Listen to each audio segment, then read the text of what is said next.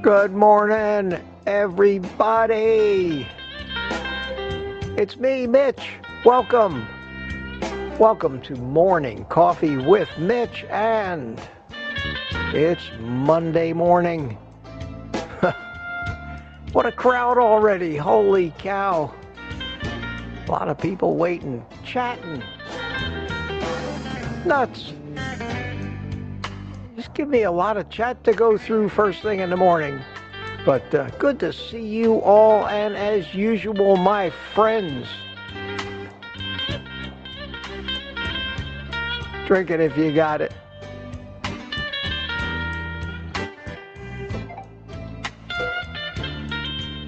Ah, yes. Here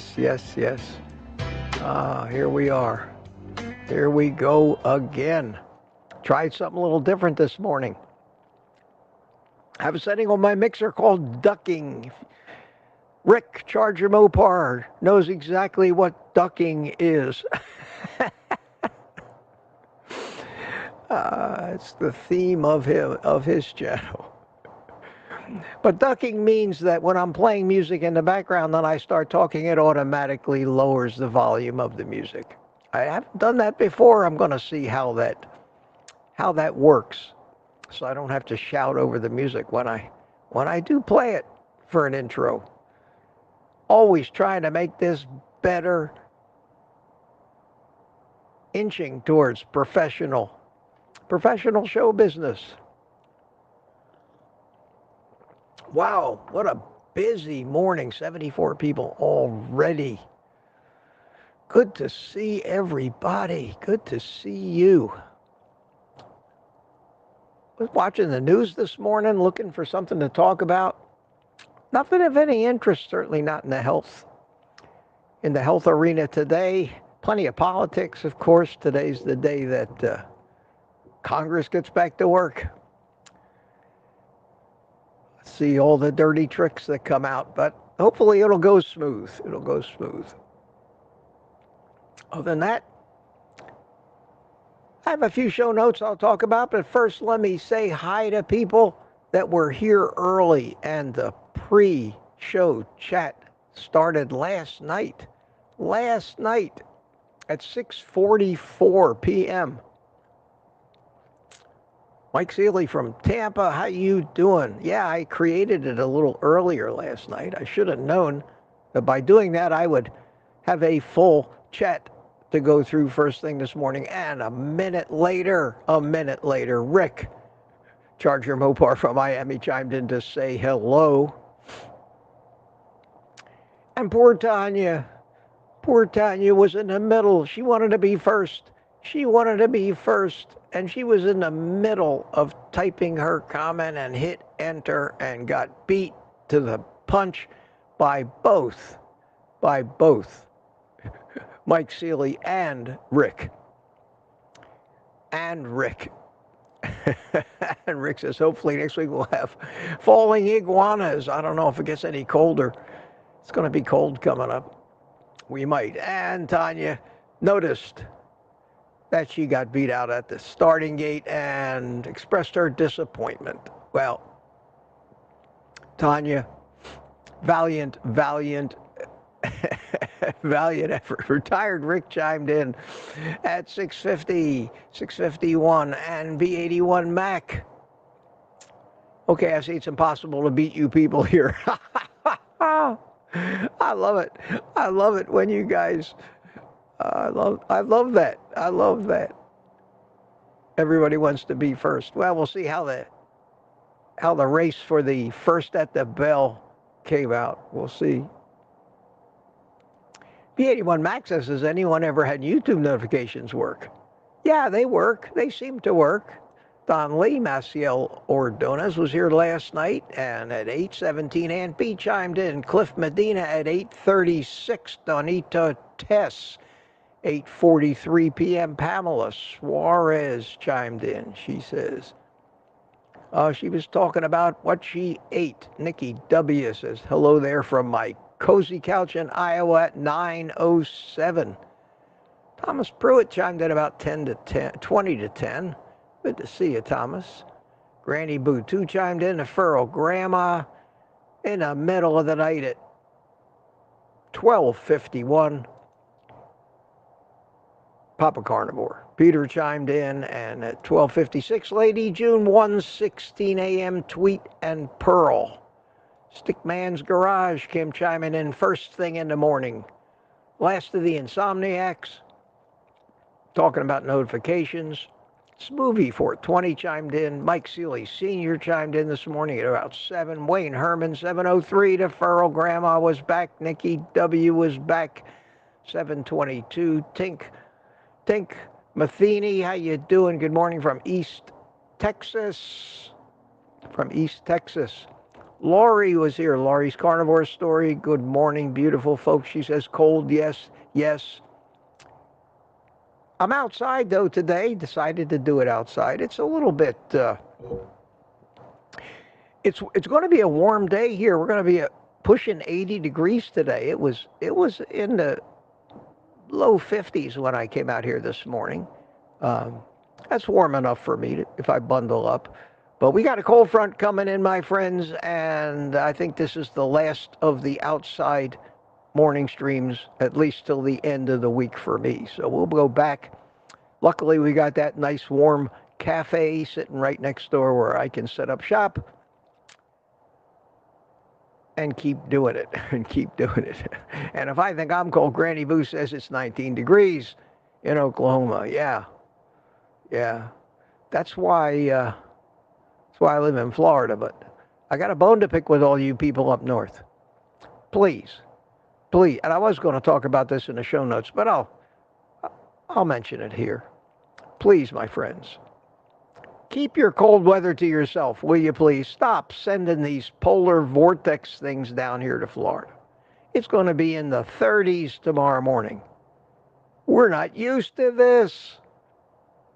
I'm sorry. But it is wintertime in Florida. Josephine C. checked in. How you doing? Patty Molden, 7:45. Rick came back, 7:47. Good morning, Rick. Gary Arzamendi, how are you? I salute you, too. I salute with my left hand this morning because my right hand is on the mouse. Josephine C. chimed in. How you doing? And B. Matt here at 7:55. How are you?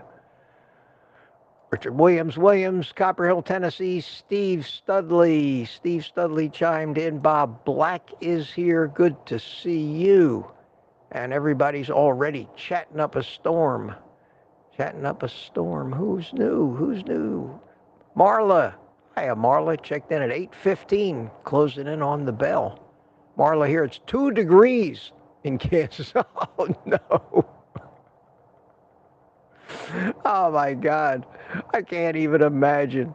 Holy cow. Anna Kurzawa, good morning to you. Pamela Suarez says good morning, everybody. And Tanya checks in. Inch of snow here in Pennsylvania. Yeah, you guys are getting hit. With some cold weather. And they told me, I saw in the news this morning in the weather forecast, that that polar vortex thing is actually headed east across Canada. It's not going to dip south. But we're getting this weather. But for today, down here in the south, we have a front. We're on the south side of a front, which will pass here later today. And while we're on the south side of the front, we're going to have winds from the south, which will warm us up a little. But not this morning. Edward Renner. Morning from San Diego. How are you, How are you, Wanda? Gerling checked in 18. Talking about the cold weather as well. Yeah, you guys are going to hang in the house around the computer in the morning. Join us here. I can't give you much Florida warmth, but we'll be here. We'll be here keeping ourselves busy, if anything else. Oh, wow. And Pamela Suarez has to chime in and just piss us all off with jealousy and envy, telling us it's 78 degrees here in the British Virgin Islands.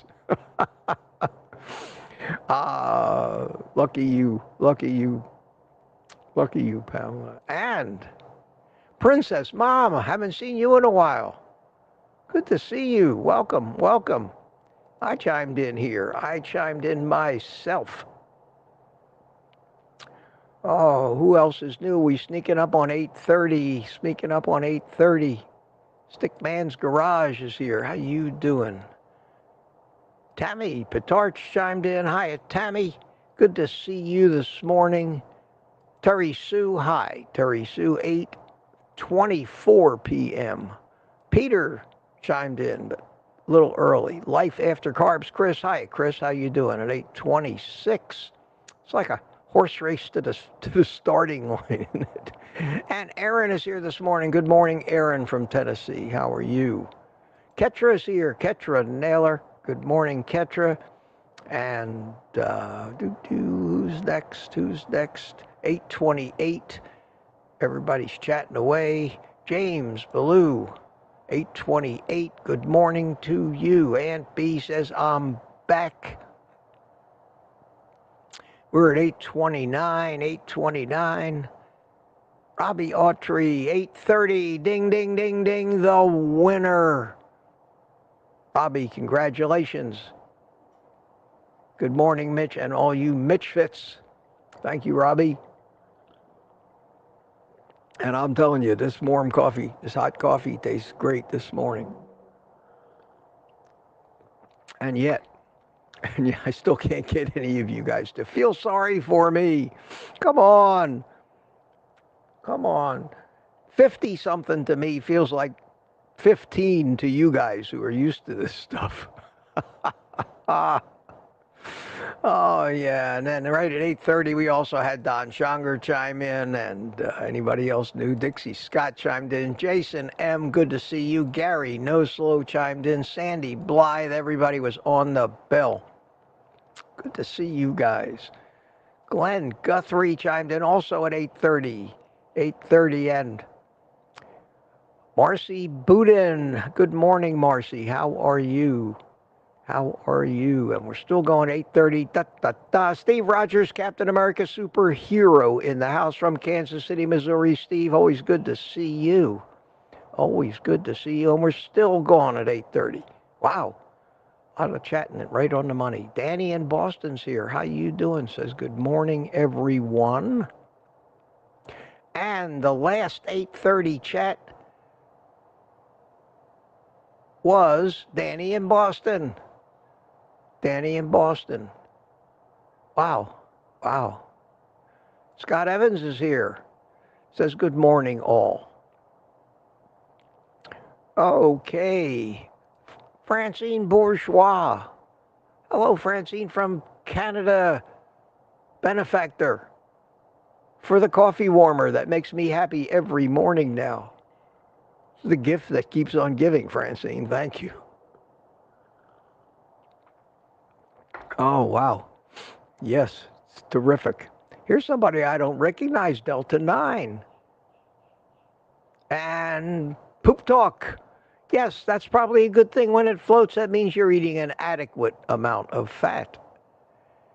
Rick is here, Charger Mopar. One day I will have a professional live stream, but in the meantime, I have to buy tires for my van. Oh, Rick. Rick. I watched some of the replay of your live stream from yesterday morning, and it's pretty cool. But you got to put a muzzle on that cat so it stops eating up all your equipment. I'm telling you, get a little muzzle for him. Do they even sell cat muzzles? But I watched your, it actually showed up in my feed, which was cool. So I watched it a little. I was watching it earlier this morning before I started, and I got right to the point where, sorry about some of your guests, some of your people, and you get pretty good traffic on your live stream. Some of your guests were saying, well, I got to go over and watch Mitch now. I felt guilty. I felt guilty, man. I'm sorry. But geez, Rick, that live stream of yours yesterday went for 3+ hours. Holy cow. I'm going to watch some more of it. But you do a carnivore live stream. I thought you were doing I know you told me that, but I thought you were doing a live stream talking about old used telephones and things. But good on you, man. Good on you. Spreading the word. Spreading the words. And Rick says, Congress working? Yeah, Congress working is kind of what they call an oxymoron. 2 words that make no sense when spoken one after another. Like jumbo shrimp or military intelligence. Oxymoron, it's called. And now we're talking, we have some political comments about Congress because I opened my mouth, and Nomadi Avanis here says good morning, and that's about it right now. I will stop it at 8:33 and pick up where I left off. Get to my show notes. First off, my friends, put QQQ in the chat if you have a question for me. QQQ, capital QQQ, and we'll get to it. It's Monday morning. It's a little chilly. Hopefully, over the course of this little show, it should warm up noticeably here, because this screen room of mine is basically also a sunroom because I have vinyl panels that can shut it off from the wind outside. And as the sun gets higher in the sky, it actually really gets warm out here. But for right now, I need all this stuff. I got a long sleeve shirt on underneath this jacket, knit cap instead of a baseball cap this morning, keep my noggin warm. But I was bound and determined to do it outside. And the first morning where it's in the upper 40s or low 50s, I will do it again. But you don't want to see me sitting here shaking and shivering. That wouldn't be fun. That wouldn't be fun. A couple of things. The QQQ, as usual, it's time for me to insert my Buy Me a Coffee link in the chat. If you like what I do and you have benefited from some of my work, and you want to say thank you, Mitch, I can't think of a better way to say thank you than treat me to a cup of coffee and join me as I drink the one I've already got here. Thank you. And if, in case you're wondering, I showed people this yesterday, I'll show it to you again. So much of that money that people give me, instead of buying coffee with it, I try to improve the channel. I try to do things that make it better for me to get the message out and help you. And one of those things was buying this monster 43-inch TV, high-def TV, 4K TV to use as a monitor so I can more conveniently do these outdoor live streams and actually read the green letters on the screen. These things are so much brighter than a monitor, and I might get sunburn from it too because I'm sitting right up next to it. But it works great. And you can see I've got room for all of that stuff that I spread all over those 3 monitors in my studio. The only downside is occasionally I'll be looking up like this, so you'll be seeing me doing this sometimes when I have to see something that's at the top of the screen. But other than that, let me turn that stupid banner off. You know it's Morning Coffee with Mitch. There we go. Get rid of that and get back to the show notes. Wednesday and Thursday this week, we'll be starting at 10 a.m. Got my physical at the VA at 10 a.m. Still haven't gotten over there to get my blood drawn. I'm probably not going to have it drawn until the morning that I actually get the physical. I'm going to try to hit the lab up first before I have to go. My appointment is at 8 o'clock. I'm going to run over there at 7:30, get the blood drawn. I won't have the results for a few days after that. I don't really care if my doctor has the results or not. I'm the one that reads them and interprets them. All they seem to focus on is my sky-high cholesterol, which is, as we all know right now, exactly where I want it to be, regardless of what they say. So she'll write again, recommended a statin, patient refused, but she doesn't even push it on me anymore, and hopefully, maybe, after all the lectures I've given her and the studies I've taken her, maybe she's actually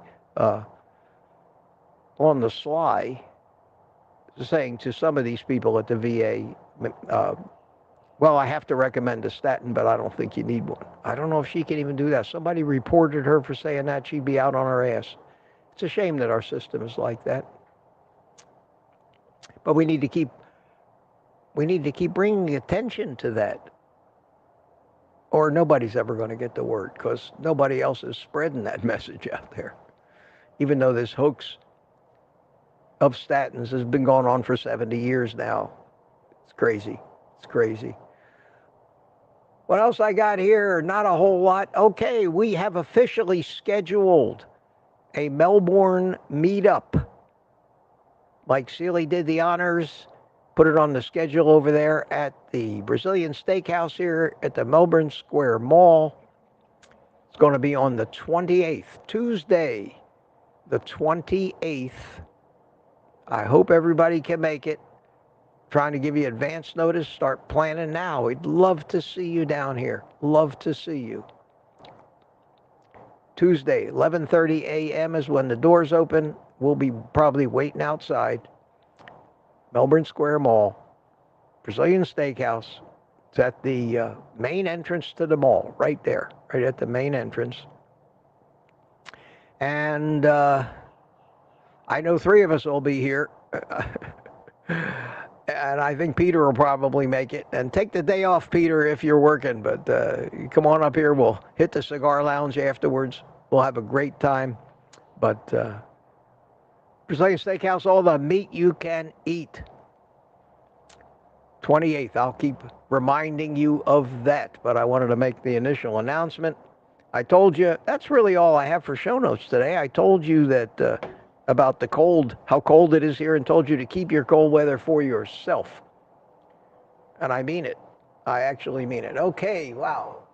And now the sun is coming right directly over the top of this monitor, and I want to read what's up on the top of it, and I have to put my head down to block the sun. I want to say hi to everybody over in Rumble. I've got the Rumble chat going here, and of course now. Well, let me take that window if I can. Where is the top? Oh, somebody just texted me. Let me take that Rumble chat window and stick it somewhere else for the time being. I'll stick it over here. Yes. Okay, let's see who's in the Rumble chat window. From Melbourne, Florida, Mike Seeley Sr. and Panama Bob, too, says good morning. Hi, that's a new one in Rumble. Laurie's Carnivore Story is over in Rumble. Good to see you, Mike Seeley Sr. And I chimed in Rumble with my WPFL Rumble name. But that's me. I say, good morning, Rumble. This is me, Mitch. Rod Weeder's here. Good morning, folks. He says, Gary No Slow is here. Good to see you. And who is that? Sis, 1776 chimed in. Good morning, cold and snow in PA. And Josephine, no, who is that? Jose Prophet says, good morning, Mitch, and what's going on? I'm getting texts all over the place. My housekeeper, she always does this to me. She always does this to me. Oh, God, she did it to me before. I told her, don't call me till next week. So first thing, do not text me before 10 a.m. Sorry, guys. Sorry, guys. Period. Stop texting me. Okay. Hey, look at this. Got some coffees this morning. Thank you, everybody. And so she, of course, texted back and says, okay. I'm going to have a talk with her. She doesn't know what I'm doing every morning up until about 10 o'clock. And I can't turn the notifications off on my phone. I have to keep them on, unfortunately. Tanya, Kitchen Witch, bought me a coffee this morning. You are the authority, she says. Thank you. Ketra Naylor. Hey, here's a Monday coffee. Thank you, Ketra. And Princess Mom, I missed your wise words over the holiday. Here to sip carnivore coffee. Thank you so much. And Vicky Farmer. Vicky Farmer also bought me a coffee. And she says, have a good one, Mitch. Thank you so much. No, the one from Tanya was yesterday. Well, thank you anyway, Tanya. Yes, that was the last one from yesterday. But so I have 3 this morning. Wow, Ketra. Thank you so much. Thank you so much. And I see here Gary Hall. Oh, wow. I already got down to the bottom of that chat. But wow, Gary Hall. Little super chat. Thank you from Canada, Jerry Hall. Thank you. Thank you so much. Really appreciate that. Now, I have to go back up to the chat where I was. Let's see here. Hang on a second. Yes, I know. It gets confusing here with all of these screens and windows and bright sunlight and everything else. But I wanted to say good morning to those of you who are in Rumble, and I'll put that Rumble chat back up on the big monitor. The sun is now getting a little higher. The timing on that was absolutely perfect. Perfect. Let's see. I think I left off about 8:33. Yes. Okay. We'll pick it up there. We'll pick it up there. Thank you for the coffees. You know it's always appreciated. Okay. Let's get. That was the show notes. Brief show notes. No news. I was surprised there was no health news today. Wow. And we got 151 people on a Monday morning. That's terrific. And look at it. I'm less than a half hour behind. That's because I didn't have any show notes to orate about. But I'll tell you what, I need to waste another couple of minutes. I'm sorry, I need to waste just another couple of minutes. Something's missing. After all, I am outside.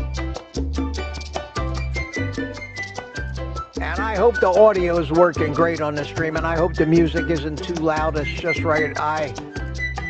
In redoing this outdoor system, completely remapped all the audio so that I could actually play things from my computer screen when necessary, which is something I couldn't do. So I got all that done, and I hope I didn't screw up everything else. So I haven't seen any complaints yet, but that's why one of the reasons I watched the replay, to make sure that everything was set and it was coming out good on your end, as well as through my headphones.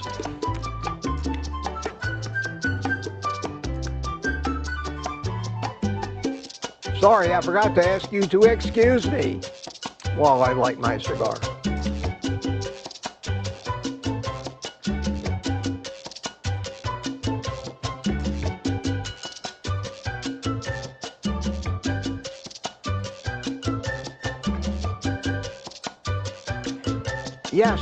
Yes, and it's not a brand new cigar, but I can't throw away this much of a cigar from yesterday, so I relit it. It's not bad. I don't leave it outside at night. I take it in the house. It doesn't get all cold and wet, but like everything else out here on the back porch. But it's pretty good, and I wasn't going to waste it. But I will, at this point, if you'll indulge me for a second, I will remove the ring from it. Part of the ritual. There we go. Okay, let's get back to the chat. Start looking for some questions. And say hi to new people that I haven't said hi to yet. Like Margie Graves, good morning all. Good morning, Margie. And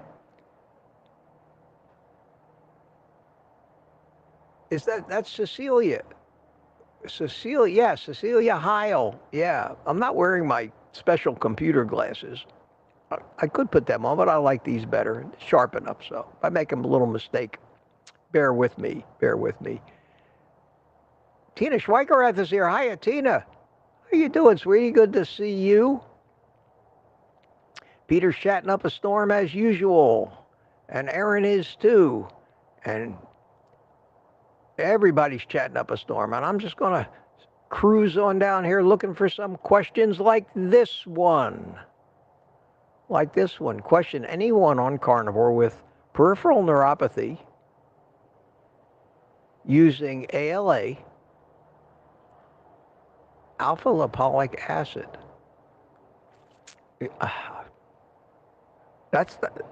I'm going to let anybody who knows who understands that. I have never had neuropathy of any kind. The only time I had experienced any numbness in my extremities was when I had the subdural hematoma, which required brain surgery 3.5 years ago, pressing on my brain, and everything was going haywire. My sense of balance, I lost my sense of balance. I couldn't talk for brief periods of time. I had episodes of aphasia. My feet got numb. My hands got numb. I mean, it was crazy. It was crazy. And unfortunately, I would say I recovered 99% from that. But I still, when I lay on my back and tilt my head back, I do get a little vertigo, which I never used to get. And I still have a slight bit of numbness in my feet that came from that, which is not bad enough to even notice, but I do notice it. It's a leftover thing. And unfortunately, when we have serious injuries and serious surgeries, especially brain surgery, we're lucky if we recover even what I recovered from that. It took me a full year. I recovered most of it in the first couple of weeks, but before the remnants of most of those symptoms went away. And the good news is none of my long-term memory was really affected, but it sure was when I was going through that episode. I couldn't, it was terrible. It was terrible. I couldn't remember words. I couldn't remember names. I don't ever want to have that happen to me again. That, I assume, even though I didn't have a stroke, never had a stroke. They did all kinds of tests, and it wasn't a stroke. But I can imagine that stroke victims go through that, and I wouldn't wish that on my worst enemy. I wouldn't wish that. But as far as ALA as a treatment for peripheral neuropathy, and I don't know if you're talking about from a pain standpoint or from a numbness standpoint. Those are two different symptoms of neuropathy.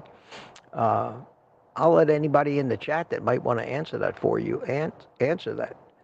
And Lori put a question in here. It's not really a question. She says she thinks I'm looking younger every day. Oh, bless you. Thank you, sweetie.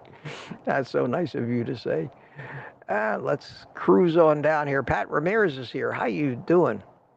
When it gets, yeah, it's true, Pat. When it gets 50 degrees in Florida, you want to dress up like an Eskimo. You get the Gore-Tex snowsuit out of the closet.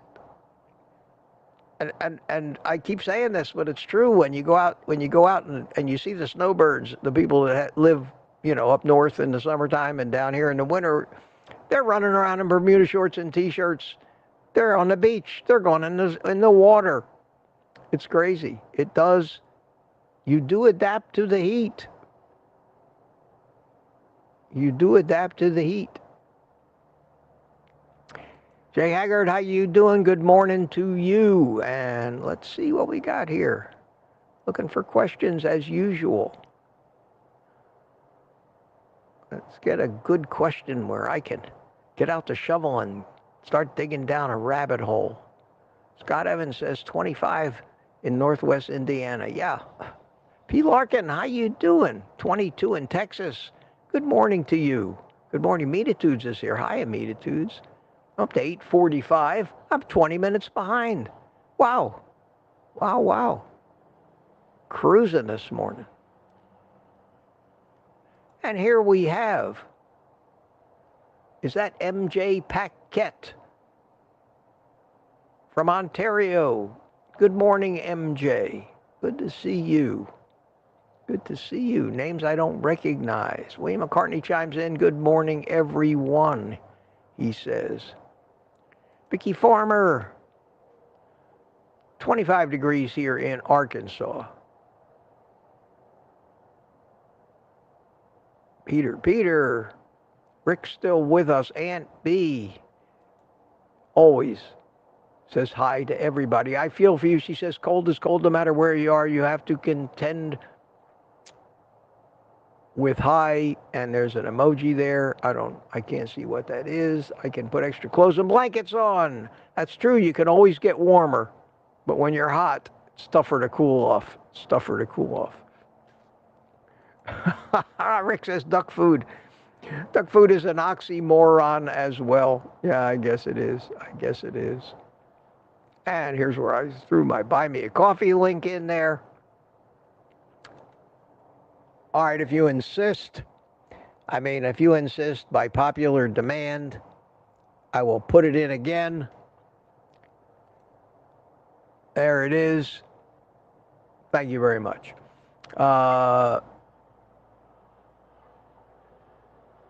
Who else we got here? Peter says, did eggs get expensive lately or what? Of course, we somehow engineered another panic with bird flu and all that stuff. I loaded up on eggs. The day that bird flu egg shortage was announced, I loaded up. I've still got plenty of eggs, so I haven't bought any more. I'm afraid to look. Wednesday morning, I'm going to Sam's Club this Wednesday, and I'll give you an egg report from Sam's Club. But I haven't been back to Sam's Club since this whole panic thing started.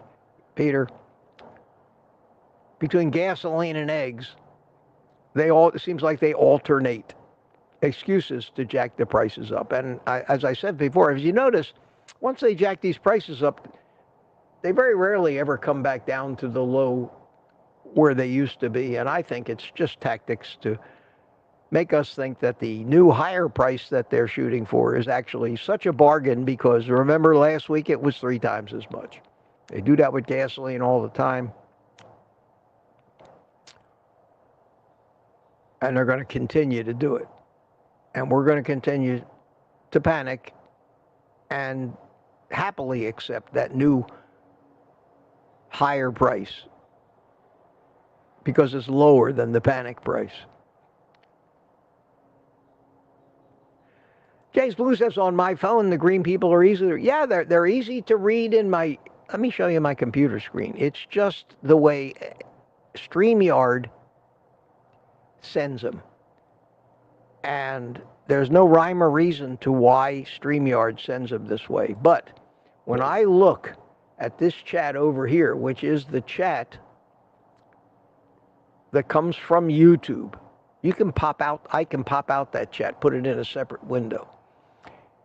The green is bright green, no problem whatsoever. But over here, StreamYard puts a gray background behind that. And the green is not nearly as bright coming from them. They are generating that green. They're not passing on the green from YouTube, because they generate their own chat. All they get is the text and whatever the color is supposed to be. So the way that StreamYard sends it makes it very hard to read. I can read it beautifully on this monitor, no problem. But yeah, no, the green always shows up good, but just not here. Lat's here. How you doing, Lat? Good to see you. Deborah Miller says good morning. Ricky Lee chimed in. Look at all the people here, 157 of you. how many we got over in Rumble. I haven't even taken a look to see if I'm live on Rumble yet. So let me go over to Rumble. Let me go back to me so you can see me, not Command Central. And let me go to Rumble, and I have to refresh that to see if it's live. It is. It is. I'm live on Rumble. Very good. Very good. I always love it when it works. All right, everybody's chatting away. I'm looking for questions. Questions, people. Sometimes people just don't have questions. They just want to chat with their friends, which is okay. Which is okay. I can interact with that too. Let's see here. Wow, wow. Okay, I finally got down to that super chat from Jerry Hall. Thank you so much. And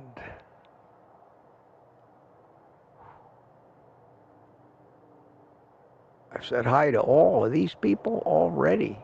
Wow. Wow. Questions, people, if you have them. Everybody always waits to the last minute. So the holidays are really over now. They're really over. Today, oops, what happened here? Today is the 6th already. Wow, time flies. Time flies. And I think we've probably all got the holiday spirit out of our systems. Hope most of you successfully navigated the gauntlet that is the holidays. And I did hear, I guess it's just the human race and what we've become. We've become accustomed to all of the stuff that we think everybody else has that we don't. I'm guilty of all this too. I was guilty. I'm not anymore. I look at things now from a completely different perspective. I don't know if that was a function of just getting older and maybe a little wiser, or maybe going broke. Because when I had a ton of money, I spent it like it was going out of style. But I heard on the news this morning that credit card debt in this country is now out of control, completely out of control. And they talked about the month of December and how much additional credit card debt people incurred holiday shopping. And it's okay, you know, I mean, just like with coffee, I would always say, you know, spend it if you got it. My father used to say, again, I always go back to my father's words of wisdoms. When I was a kid, I spent a lot. I always spent money. I wanted everything I saw. And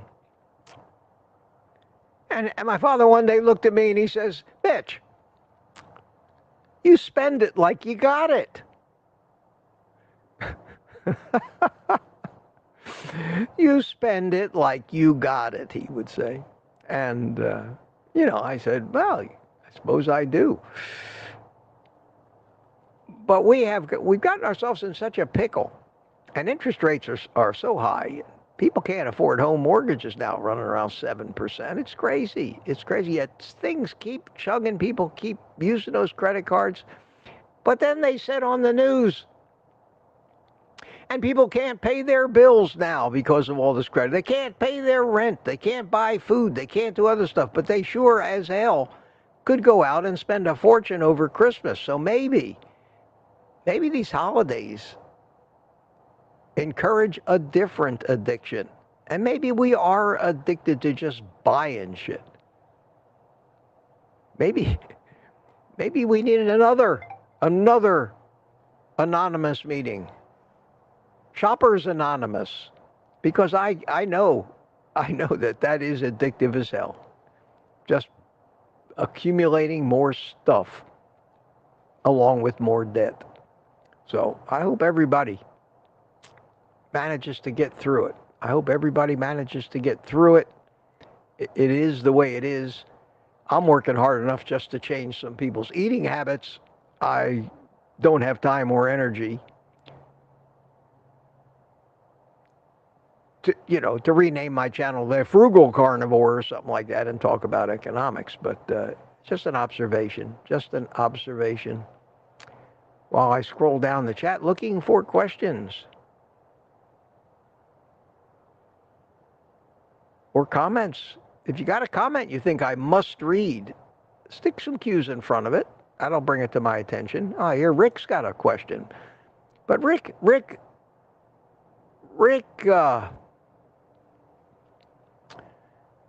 a very frugal individual, one of the most I've ever seen. And he's so frugal that he only put 2 Q's in his question, not 3. Come on, Rick, you can afford the 3rd Q.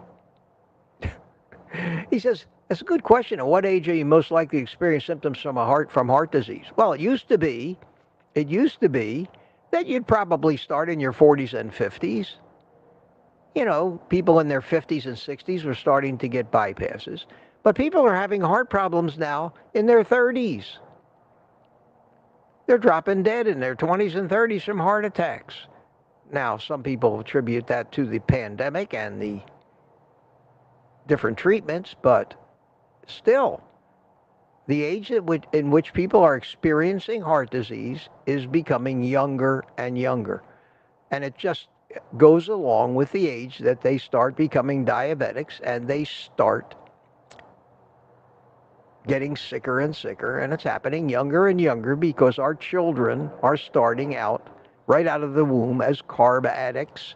They're addicted by the time they're a few weeks old because they're already getting fed sugar instead of fat. And people are scared to death to give their children fat because it's been so demonized, and God forbid meat. There's so many children being raised as vegans. These parents are killing their children. Some have even been prosecuted criminally for the damage they've done to their children, forcing a vegan diet on them. And yet, that's still the stuff that the medical community and the conventional wisdom keeps telling us. Eat more and more of that crap, eat less and less. And I don't care if it's whole food and you cut out all ultra-processed foods. If you don't eat enough meat and fat, you will not be healthy. You cannot be healthy.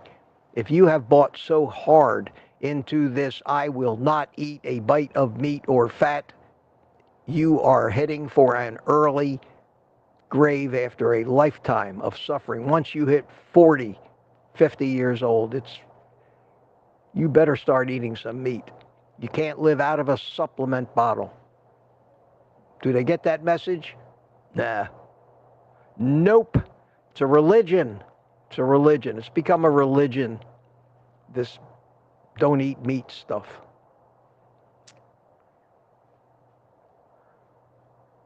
Ricky Lee says, I get hardcore foot cramping at night. Still, I don't keep up with electrolytes. Salt, triple magnesium. You do try just taking your electrolytes all day. I mix mine up every morning and in a 40-ounce jar, and I drink it when I'm thirsty. I go and drink out of that. So I'm metering those electrolytes in. So, and I think a lot of it is, you want them to get digested along with some food, I would think. I don't think they say you should eat it with a meal, but so many medications require you to take it with food. Otherwise, it's going to go right through you like urine does and water does. It won't get absorbed or digested nearly as much. That's a theory. I don't have any proof about that. Babs from Wisconsin, good morning. And Jeff Johnson, the name you know. Good morning, Mitch and family. Glad you're already dealing realistically with the brain operation. Yeah, glad that you're 99% recovered. Yeah, thank you, Jeff. Thank you, Jeff. I'll tell you, the one thing that hasn't been affected anymore is my speech. I don't have any problem talking. That's for sure. That's for sure.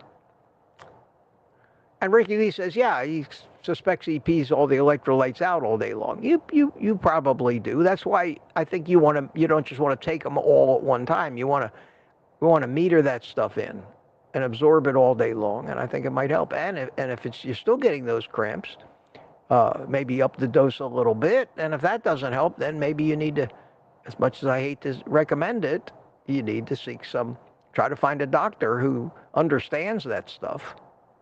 How are you going to find a doctor like that without setting them down with a pencil and paper and giving them a test? I don't know, but that is a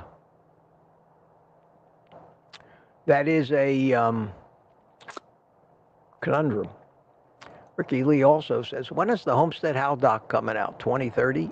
It takes a long time to produce one of those things. I know Kerry's working on it. I think he's finding out that it's not as simple as he thought it would be. And I wish him the best. It's quite an undertaking. Not any kind of undertaking that I myself would ever want to do. But I think his motives are good. Peter Desmier, my friend from Montreal. Good morning, Peter. How are you? Good to see you. Good to see you. And I still don't see any questions. Holy cow. Could I actually get through an entire live stream with nobody wanting to ask me anything? I don't know whether to be happy about that or feel like maybe you guys don't think I know any answers anymore. I've heard my phone going off about 4 or 5 times. So let's see. Let's see what happened. Let's see what happened. I have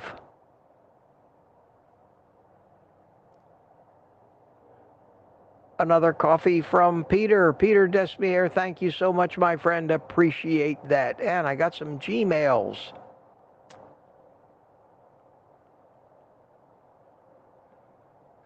Got an email. Do you think RDA amounts are overstated to help sell supplements? Potassium 4,700? No, I don't think potassium is overstated. I think 4,000 or more we seem to need, or else we get cramps and things. And potassium is very, very, very important. Some RDAs, if anything, most of the RDAs, and in most cases for most things, I think are understated. I think they're understated. That's just my opinion. Just my opinion. And what else? What else I got that I got to pay attention to? That's about it. Okay. Not too busy. Back to the chat. 173 people. Wow. Wow. Wow.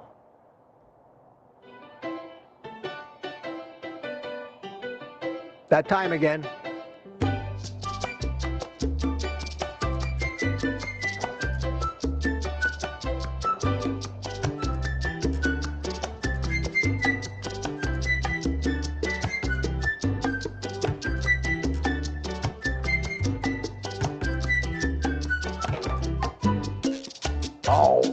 Alrighty. Looking over at the current chat, I see we have Jonathan from Alaska, Bags Packed family here. Says he's a great guy. I hope you're talking about me. I wasn't reading what preceded that, Jonathan, but good morning to you. I just watched your hot tent video yesterday. Holy cow. Talk about going out in the middle of nowhere with an entire family of 5 people. With a carnivore husband and a vegan wife, which require all kinds of different meal preparations, and 3 kids, and in the middle of nowhere, building the Ritz-Carlton. Ha! Did that tent come with room service too, John? Man, that was something. It was very, very, very impressive. Wow. And I didn't get a question here. I see it. It's a later question. I can't put it up on the screen. I'm not there yet in my chat that I'm behind. But Ricky Lee again says, have you ever tried Wagyu beef tallow in your coffee yet? I haven't tried anything in my coffee. I haven't tried butter. I've never tried, I haven't used cream in my coffee. I haven't put a drop of anything in my coffee for 55 years. So I'm not the guy to ask. But I can't imagine why you'd want to do that just to get a little extra fat, or you like the flavor. People put butter in coffee. And then there are those people who feel the need to monitor their ketones constantly and try to micromanage everything, and they put MCT oil, medium chain triglyceride oil, in their coffee and other things, exogenous ketones. I put 2 drops of iodine in my coffee. That's about the only thing I'm willing to do, and I can't taste it. I only do it in the first cup of coffee in the morning. So yes. Yes. Not for me. Not for me. And Turamir says, question, how are you, boss? And as usual, if I was any better this morning, it would be illegal. It would be illegal. So let me get back to, let me take a little glance at the Rumble chat. Not Jose Prophet was the last one. Starting my morning with some buttery carnivore bread buns and coffee. Well, we all know I disagree with the concept of that, Jose, but I still think and I still contend that eating a carnivore or keto version of an addictive food, if you're anything more than a mild carb addict, is a slippery slope. You may be able to get away with that. That's why I stopped with the chaffles, even though there wasn't a gram of carbs in them. It looked like a waffle, and boy, it triggered addictions. It triggered addictions, and I found myself, instead of 1 chaffle, I was having 4 of them. So that's the test. If you can stick with one of those carnivore buttery things and not have 2 or want more after you finish the 1, and you're probably okay doing it. Probably okay doing it. Not everybody is a flaming carb addict. Some of us are moderate carb addicts, like with every other addiction. Let's see here. Looking for questions in the chat. I'm at 9:07, so I'm about 20 minutes behind. Not too bad. Not too bad. I'm scrolling. Babs is here. Hi, Babs. I haven't said hi to you. Good to see you.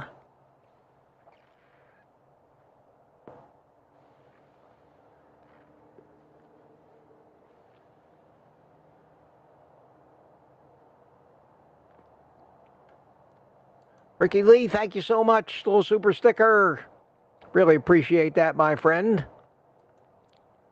Came out in red. Wow. Hey, Pamela Suarez, questions. Does carnivore cure atrial fibrillation? Wow. Wow.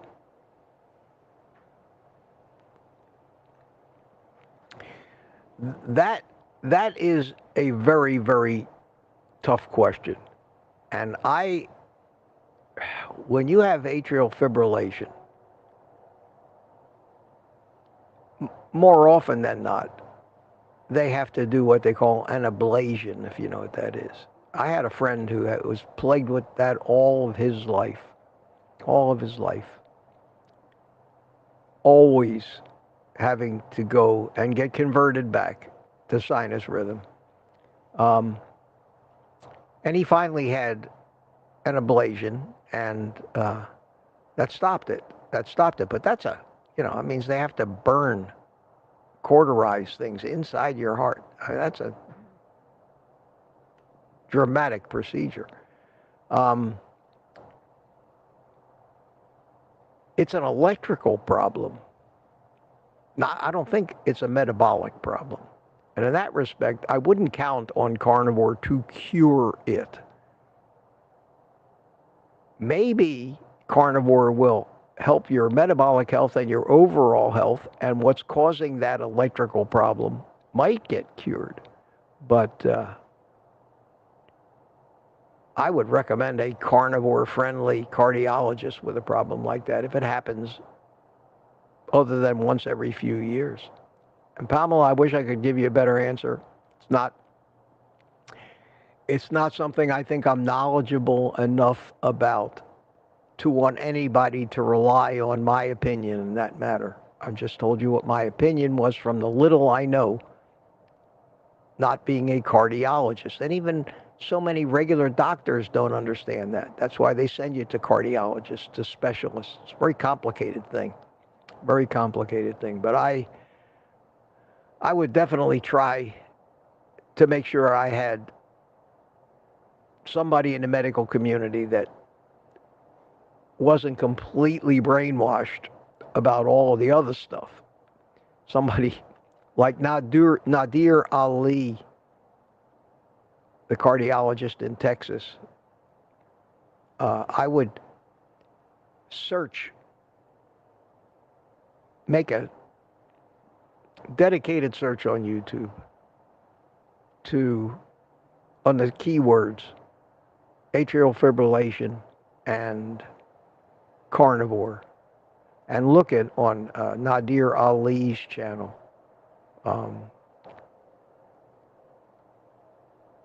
Ovadia, I Fix Hearts. Look on his channel, and listen to those guys, because they are cardiologists, deal with this stuff every day, and they're carnivores, and understand the metabolic aspect of being a carnivore. So I think that might help you. I wish I could do better than that for you. But it's a good question. It's a good question, and not any fun, judging from what my friend went through with it.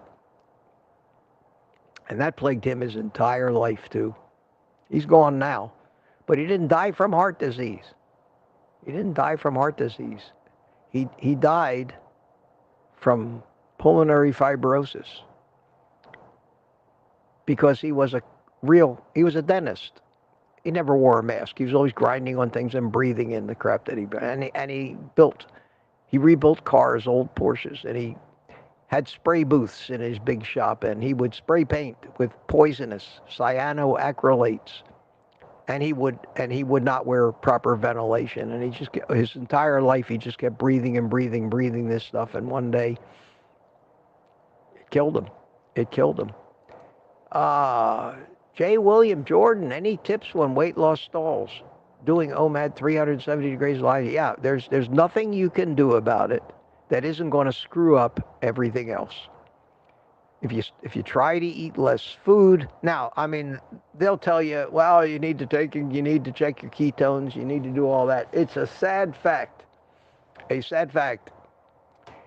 And I think that if you have a lot of weight to lose and you've lost a considerable amount already, and you don't stall, you're not human. I've talked about this many times. Our bodies do not want to give up stored energy. It goes against every bit of survival programming we have. It would be like you filling your car up with gas and then dumping some gas out of it because you think, wow, I'm carrying around too much gas, let me just throw some of this away. No, you're going to do everything you can to maximize your gas mileage, get the most energy out of every drop at that gas, because it was expensive. And in the pre-sugar deluge days, creating body fat for animals and humans was expensive. It took a lot of energy, a lot of time, a lot of hunting, a lot of having to eat foods. Carbohydrates were scarce. When you had fat on you, it was a survival benefit. Our bodies are not programmed to give up fat easily. If you're fighting any kind of a sugar problem whatsoever, if your A1C is anywhere in the pre-diabetic range, over 5.6, 5.7, that's going to keep your fat cells from wanting to give up fat, and you'll be in the fat storage mode because there's too much sugar floating around, and that's what your body uses to make fat. So while you've got high sugar, you're of course evolutionarily going to be programmed to turn it into fat and store it away. Because you think, even though it's not true today, that a famine is right around the corner, because it usually was. So these stalls can last a long time. And my advice, the best you can do, is just not change anything. If you think you're eating way too much food, you might cut back a tiny little bit, but the problem is when you cut back too much, then you react by slowing down your metabolism. You go into economy mode, and you don't want to be in economy mode. You want your metabolism ramped up, and you can't keep it ramped up if you starve yourself.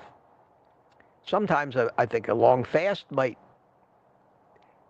convince your body that, well, it is a famine. This is really a famine. I need to start using some of that stored fat. I personally never had any experience with that or a problem, but I would say until that stall becomes months and months long, I would just keep doing what you're doing and getting it, adequate amount of exercise and focusing on the other changes, the benefits of your health overall, and don't sweat the stall. It'll happen. I know that since most of us go on these things with a goal of weight loss in mind,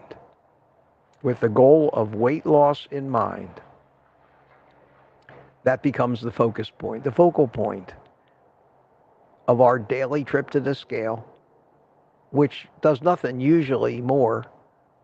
We might have a pleasant surprise one day and then a disappointing surprise the next 3 days. Focusing on weight loss, as long as you know you're doing carnivore right, I believe,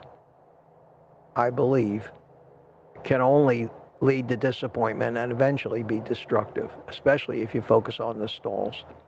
So just keep doing it. You gotta, it took how many years for you to get where you are? You can't expect any miracle thing that isn't going to kill you, like some of these weight loss drugs. You can't expect any kind of a miracle thing to reverse all of that damage over 30, 40, 50, or however many years to happen overnight.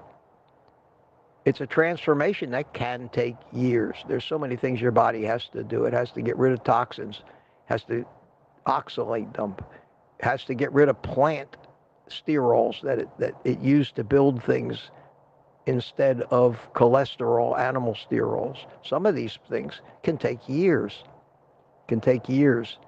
For that transformation to occur. So patience, and I think Ken Berry invented the term vitamin P. Patience. I think that's the key. Wow, overtime already. Here I thought I had hopes that today I was going to kind of get through this a little quicker. Here's where Jonathan chimed in and says, "Good morning, bags-packed family from Alaska. Good to see you. I need to start running fast." Here's a question, and it says, Ricky Lee Mitch, have you tried the... Yes, okay, so I got that one, and James Blue says, how do you arrive at 2 drops of iodine? Well, I did 1 for a while, and then I read somewhere that there were people taking 15 drops a day, and I did some more and more research on iodine, and I found out it was really beneficial for all kinds of things, including organ health and prostate health. So I said, well, I'm an old man, and I was taking 1 drop a day. I'll just up it to 2. Still not a big dose of iodine, and I do it for prophylactic. That's about as scientific as I got on that. I said, well, maybe 2 drops, but I'm not going to 8 drops or 10 drops or 15 drops or anything like that yet. I'm not ready for that yet. So hope that answers that question. Carnivorous Cat Mom says, question, I just had my annual eye exam and was diagnosed with the start of cataracts. Will the carnivore diet help with that? There are people that have reported that it will. I don't know how old you are, but I've had a cataract in my left eye for the longest time, and it has gotten better since I've been on carnivore. It has gotten better. Will it go completely away? I don't know. But carnivore certainly couldn't hurt cataracts. And in my case, they definitely stopped getting worse and getting a little bit better. So that's my personal experience with that. I would go and look for Lisa Wiedemann's videos. Dr. Lisa Wiedemann. She's a carnivore eye doctor, and go search out her videos on YouTube. Type Lisa Wiedemann cataracts in the YouTube search bar, and I'm sure she has many videos about it, and she speaks certainly with some authority. She also talks a lot about macular degeneration, which is something that carnivore seems to really help. Really help. And a cataract eventually, I know it's not a pleasant thing, you can get it removed, but macular degeneration, there's only one thing that leads to, and that's blindness. Which is one of the reasons why diabetics, quite often, advanced diabetics, will go blind around the time they're losing their feet.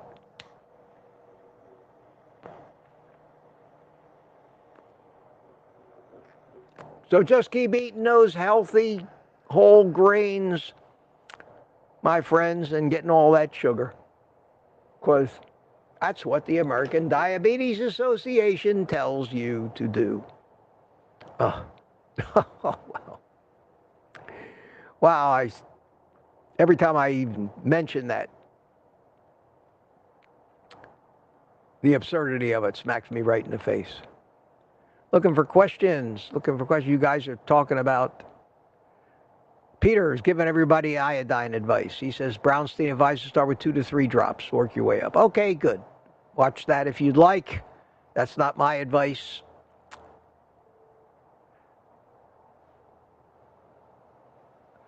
This is a tough question here, Princess Mom. What does iodine do for us? Iodine is an element. It's a mineral. It's right out of the periodic table. It's not a vitamin. It's not a compound. It is a mineral used in so many chemical reactions in the body that we would probably die if we didn't get and we don't need a lot of it, but we need a certain amount of it. It's particularly rears its ugly head in thyroid problems. If you don't have enough iodine, you know what a goiter is. You've seen people with those big things growing out of their neck. That seems to be a current symptom of lack of iodine. Ken Berry has great videos about iodine. It's used everywhere. It's necessary everywhere in our body. And the reason we focus on it is because it's generally not in the soil that's been used for all this monocropping. We've raped the soil. We're growing things in soil that has not been naturally replenished by animals and animal manure and other natural fertilizers. And along with electrolytes and so many of the other base minerals, it's missing from the soil, where the food that our food eats grows. So yes, we might be iodine deficient. How do you know if you got it? That's subtle. I can't tell you, well, if you start feeling this and that, then you have iodine. You need more iodine. How do you feel when you take it? You feel normal. You don't feel any different. If you have enough iodine, you just feel good. I don't think you're going to just wake up one morning and say, holy cow, I took that iodine yesterday and I feel 3 times better than I've ever felt. No, it's not like that. It's not like that. There are things that we need that are just necessary for all the basic organic chemical reactions that occur in every cell of our body thousands of times every second. And in order for them to work properly, the raw materials that are needed, the atoms of these different base elements, are needed to be in the surrounding cytoplasm of the cell so that they can be grabbed where needed. And if they're not there, you get dysfunction in some of the things in your cell. It might be something critical. It might just be something it could live without till the next iodine atom comes along. But prophylactic uses couldn't hurt. Couldn't hurt. That's just my opinion. Remember, I'm not a doctor. I haven't sat through 20 years of biochemistry classes. I've learned everything I've learned on my own, reading, listening, and seeing if it makes sense or not. And taking a couple drops of iodine a day makes sense. It makes sense to me. And if I thought that I had some kind of iodine deficiency problem, I'd start doing more and more research on it. But there's just so much one human being can know in this world. None of us can know everything. Sometimes the most valuable human trait is knowing what it is that you don't know, rather than thinking you know it all. And there's a lot of people like that, and I'll be the first to admit that I certainly don't know it all. Nobody can. Nobody can.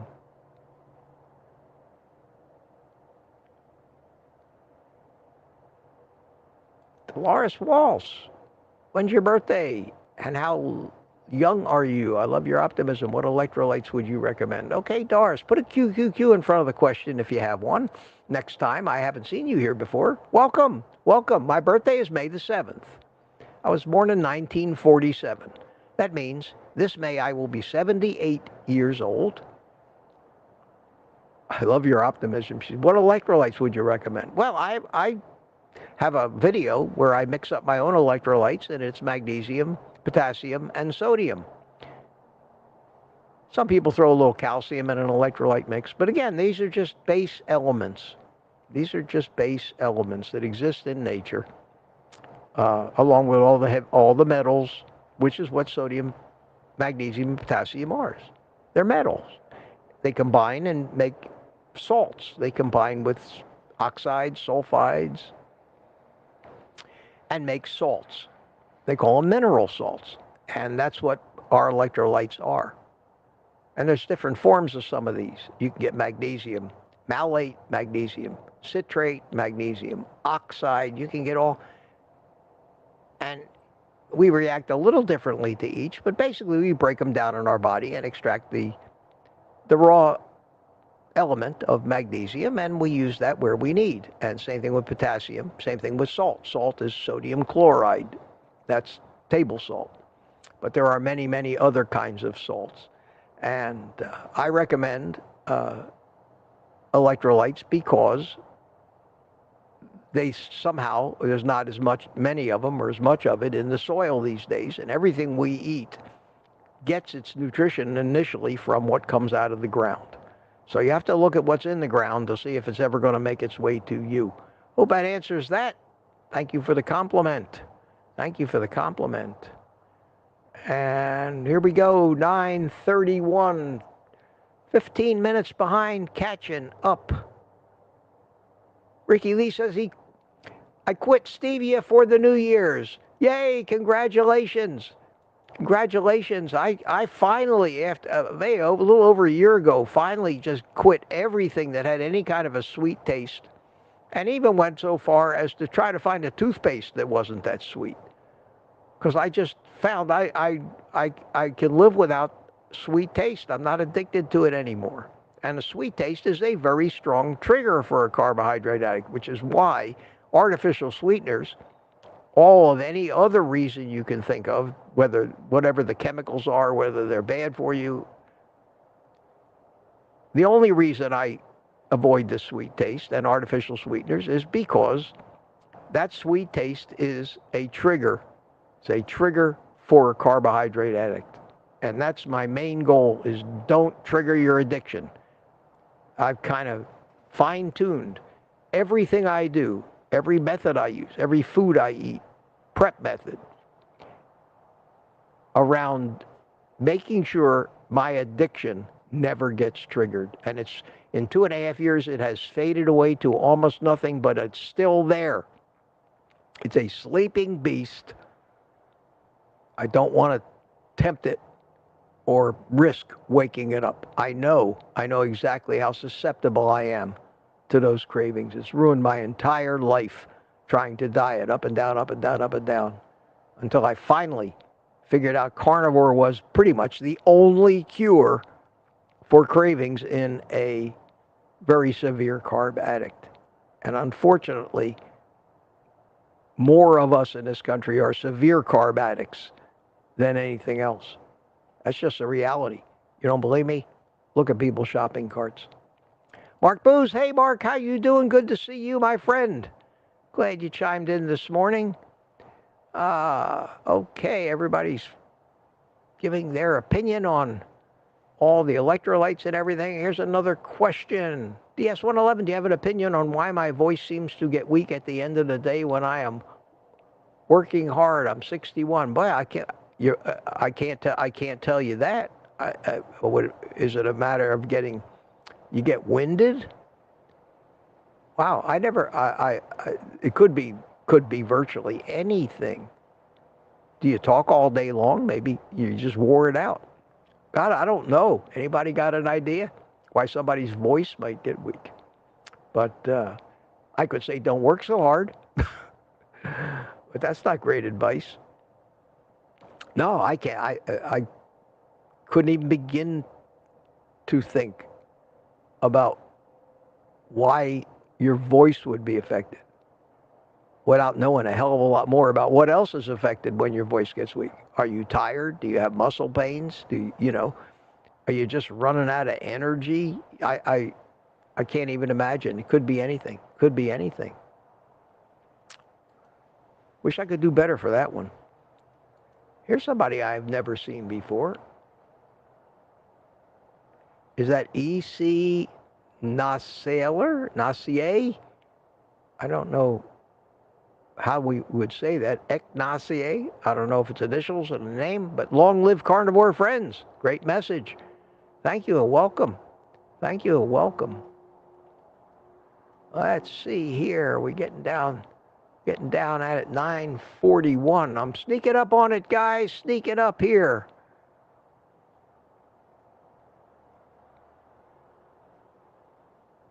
You are chatting away. 162 people hanging in there with me on a Monday morning. And Graceful Lily woke up. Good morning, Lily. Glad you made it. Glad you made it. Denise says that iodine is great for women's breast health, too. It's good for everything, I think. Yeah, I think it would be good for everything. Hey, Matt James chimed in. Good morning. He says, hi, Mitch. Good morning, Matt. How are you? DS111. 4 years ago, I finally went for an eye exam and had my heart set on emerging with some Buddy Holly type glasses, but the doctor said I was okay, so I simply used reading glasses when needed. Well, I thought maybe that was a little additional information to your previous question, but evidently not. Here's a question from Silver Turtle 65, another one I don't recognize. Welcome, Silver Turtle 65. So, I'm allergic to shellfish. Is it recommended to supplement with iodine? Iodine has nothing to do with shellfish. You need iodine. You have to have iodine. Your shellfish allergy is a whole different thing. And just because one of the things, well, we worry about mercury in fish. I don't know if we worry about too much iodine in fish, but I can't imagine it's the iodine you're allergic to. You can't live without iodine.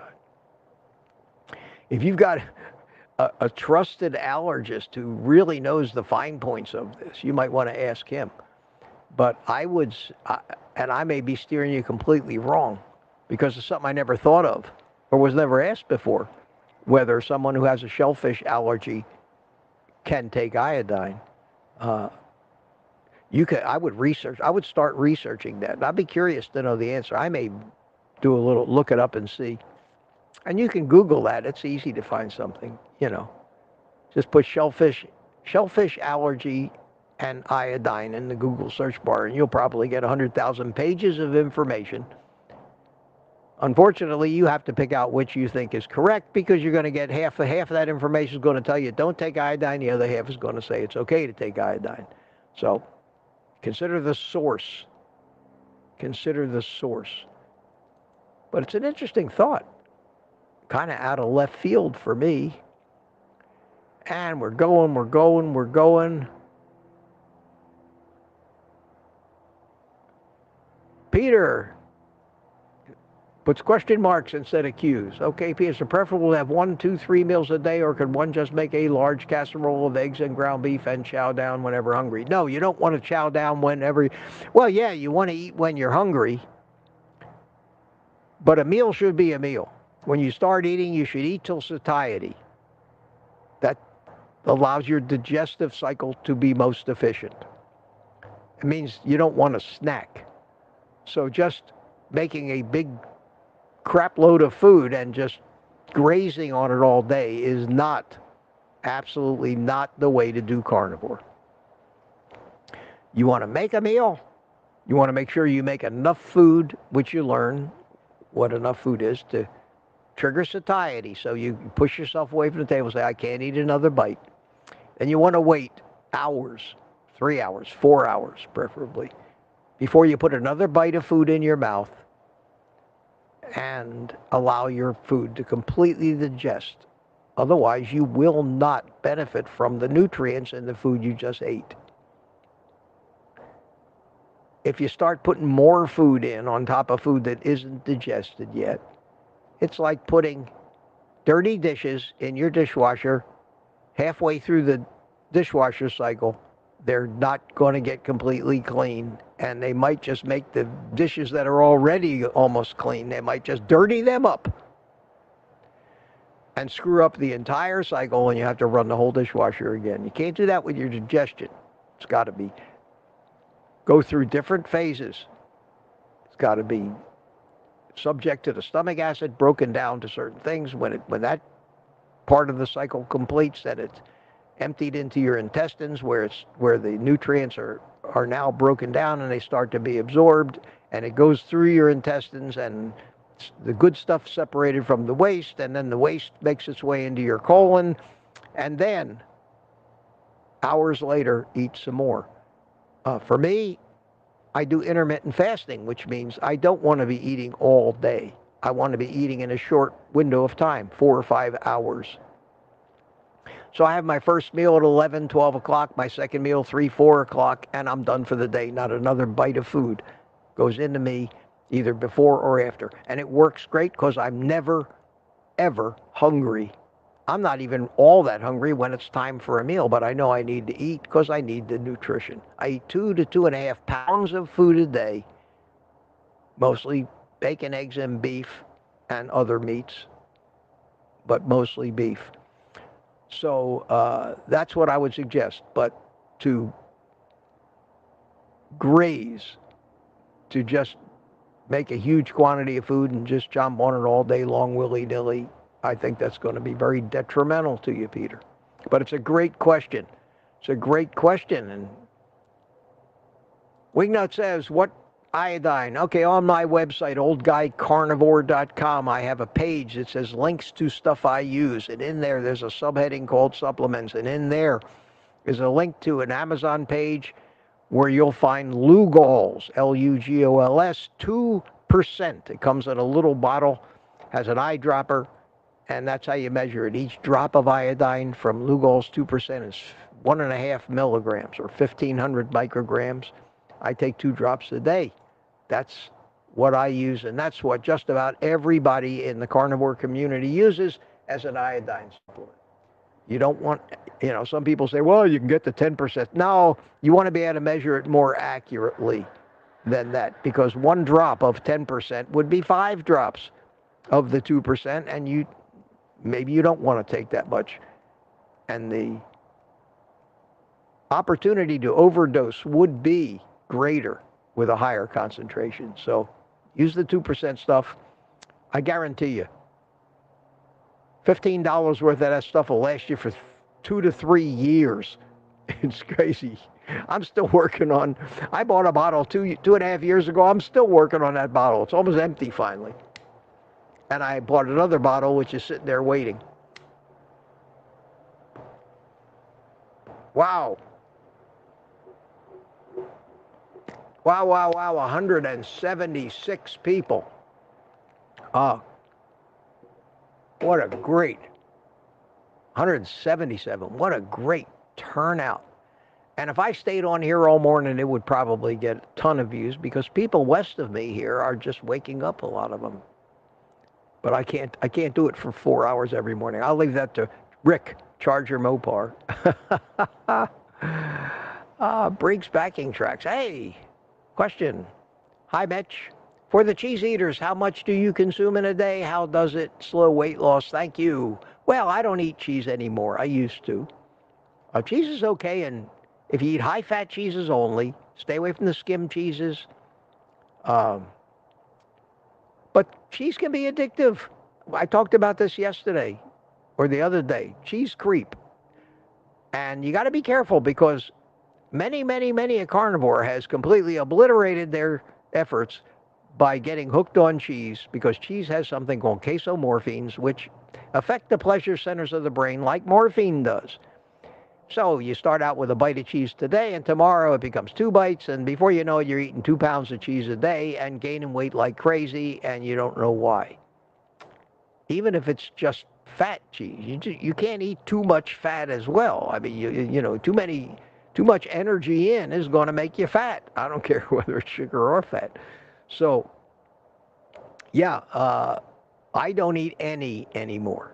I'm not the guy to ask that question. As I've explained in the past, I never liked dairy anyway. So for me, it was no thing. But I know people love cheese, and the fact that you love cheese means you're probably addicted to it.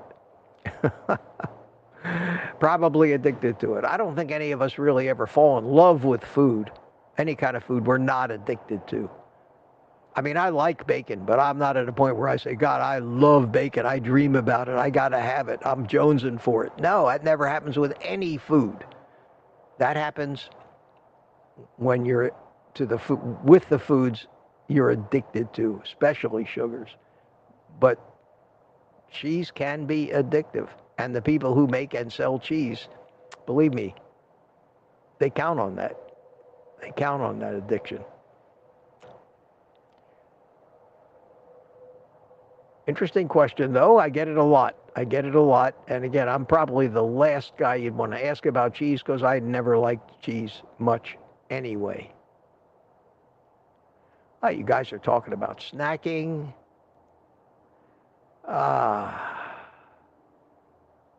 Polish Mike's chiming in. How you doing? Several times. I Googled it. Here you go. I Googled it. What causes shellfish allergies are caused by a reaction to the muscle protein tropomyosin in shellfish. Not I. There you go. There you go. Thank you. See, I learned something today as well. I learned something today as well. Thank you for that. It's interesting. Tropomyosin. And I would believe that that's true. There'd be no agenda behind somebody putting out bullshit. Like, it's not. It's probably very true. So that's good news for those iodine takers who happen to be allergic to shellfish. And thank you for throwing that answer back in. I'm glad I caught it. I'm glad I saw it.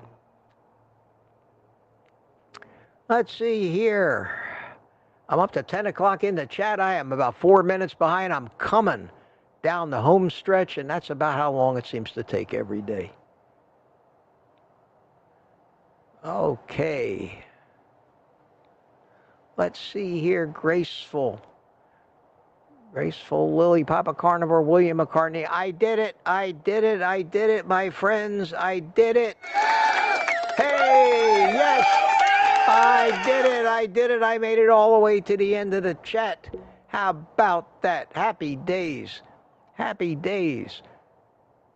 So it's been fun, everybody. It's been great. Let me give you a little happy music. Give you about a minute and a half or so to say goodbye to everybody else in the chat.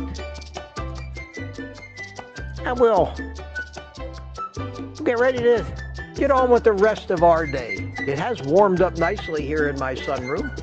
I will take this opportunity to glance at everybody saying goodbye and Relight my cigar, which is getting down there now.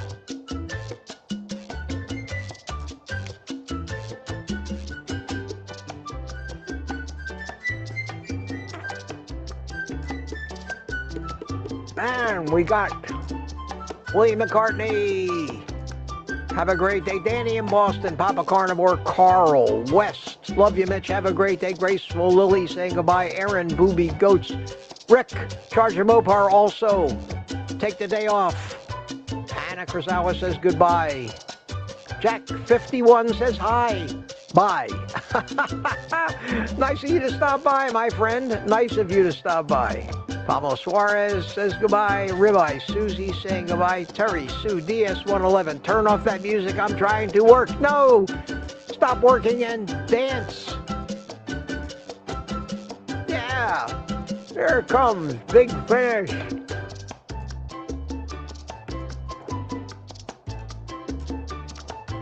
Roland McNeely says, Ken Berry says, no human or mammal for that matter is allergic to iodine. I would tend to agree. And the music has ended, my friends. And with that, we're going to call it a day. I'm going to see you tomorrow morning at 8:30. But in the meantime, my friends, take the rest of the day off. Thanks for coming. And eat meat.